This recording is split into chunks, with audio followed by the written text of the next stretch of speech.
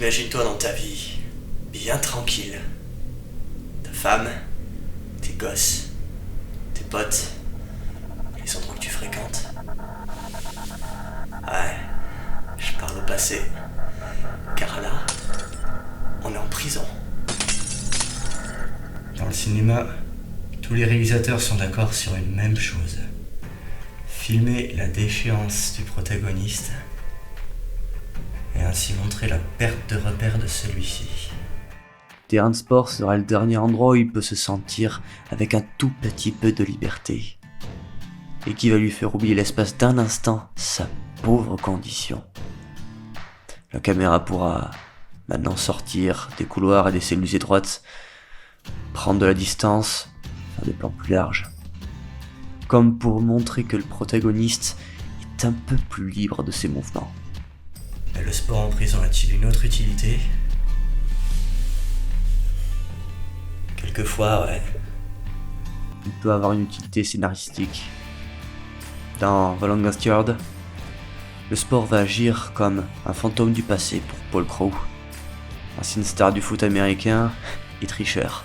Lui qui voulait purger sa peine tranquillement, il va être enrôlé de force comme un entraîneur d'une équipe de prisonniers qui va devoir jouer contre les gardiens.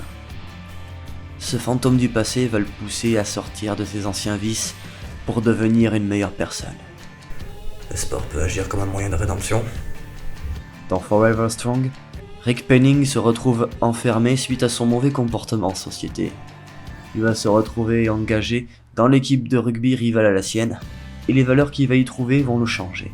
Ici, la prison est représentée comme un nouveau départ assez brutal mentalement pour le protagoniste, et c'est le rugby qui va permettre à Rick et son père de trouver le pardon et d'avancer dans la vie. Le thème de la rédemption par le sport est aussi utilisé dans le film Grady Run Gang, Où Dwayne Johnson se retrouve à monter une équipe de foot américain dans un centre pour adolescents. Par ces trois exemples, on a vu que le sport en prison peut avoir une utilité scénaristique pour faire évoluer les protagonistes.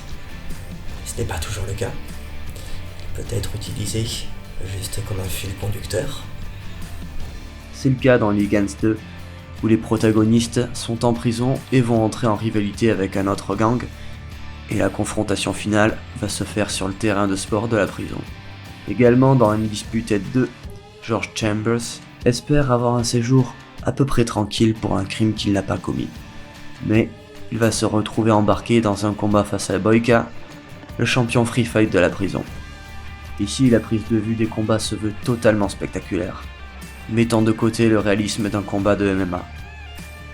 Sur une base réaliste, il y a Crying Fist, film sud-coréen où un ancien boxeur et un jeune prisonnier visent le championnat amateur de boxe.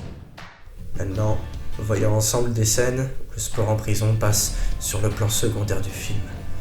Juste un lieu de vie comme les autres, où les détenus peuvent se défouler un peu.